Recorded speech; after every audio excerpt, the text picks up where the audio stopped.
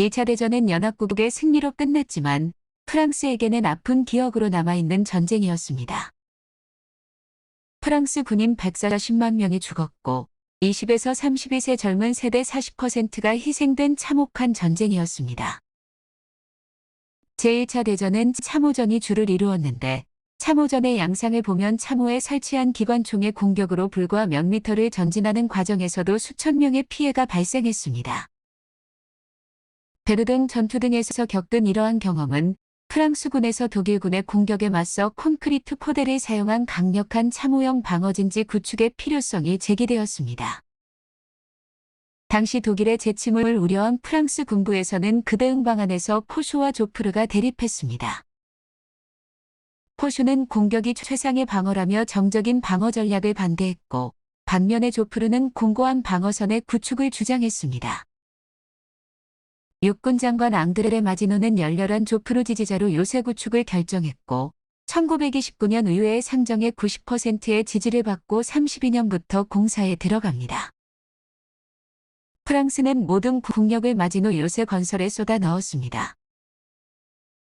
예산은 5년간 29억 프랑이 들었는데 프랑스 재정으론 버거웠고 그러다 보니 필연적으로 기계화 부대 전술 개발, 전차 연대와 공군 강화는 소홀히 할 수밖에 없었습니다. 그렇게 건설한 마지노선에 대한 기대 심리가 퍼졌고 그것은 검증되지 않은 난공불락의 신화를 낳았습니다. 마지노선은 프랑스 동부 지역의 지리적 특징을 잘 활용해 세워졌습니다. 프랑스 파리를 포함한 동부 지역의 지질은 거대한 서해암으로 구성되어 큰 분지를 이루었는데 주위가 산으로 둘러싸여 있고 그 안은 평평한 지형이어서 방어에 상당히 유리했습니다. 분지의 동쪽 끝은 캐스타 지형으로 급경사를 이룬 절벽이었는데 자연적인 방어 요새로 프랑스는 그 지형을 잘 이용하여 강력한 요새를 건설했습니다. 마지노 선이 끝나는 지점에 아르덴 고원이 있는데 아르덴 고원은 울창한 산림과 해발 고도 400에서 600m에 이르는 산지로 이루어져 대규모 병력과 탱크가 넘어오기에는 어려운 지역으로 자연요새로 여겨 마지노 요새를 연장하지 않았습니다. 프랑스도 1차 대전의 전운을 통해 독일 프랑스 국경뿐만 아니라 벨기에 방면의 방어 역시 중요하다고 생각했고 마지노선의 초기 계획에서는 벨기에 국경을 포함해 프랑스 동부 국경지대 전체를 요새화하는 것을 목표로 했습니다.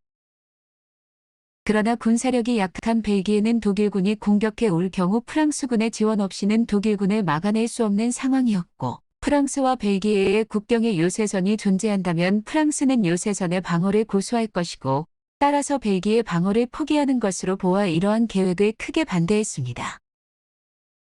프랑스 군부 역시 마지노선의 연장이 현실적이지 않다고 보았는데 프랑스 벨기에 국경은 평야지대여서 효과적인 방어선의 구축이 어려워 마지노선을 됭케르크 해안까지 연장하려면 이전 공사비의 3에서 5배에 달하는 예산이 추가로 소요될 것으로 예상해 경제적으로 감당할 수 없는 수준이었습니다. 따라서 프랑스 군부는 비현실적인 건설 사업에 천문학적인 예산을 소모하는 대신 마지노선의 건설로 인해 우선순위에서 밀렸던 군사장비에 투자해서 벨기에로 진출하는 것을 선택했습니다. 벨기에는 독일과의 국경선의 일반 예마의 요새를 건설하고 벨기에로 독일이 쳐들어와 전쟁이 발생하면 프랑스군이 벨기에로 진입해 알베르트우나 메즈강을 따라 방어선을 구축하여 독일군을 방어하도록 계획했습니다. 그러나 결론적으로 이런 조치들은 마지노선만큼의 방어 능력은 기대할 수 없었습니다. 독일군은 폰 만슈타인의 구상에 따라 속칭 낫질 작전을 수립합니다. 독일의 프랑스 진격 방향은 마지노선이 있는 알자스 로렌 지방, 벨기에 남쪽 아르덴 산림 지역, 1차 대전의 격전지였던 벨기에 북쪽 평야 등 세 방향이 있었습니다.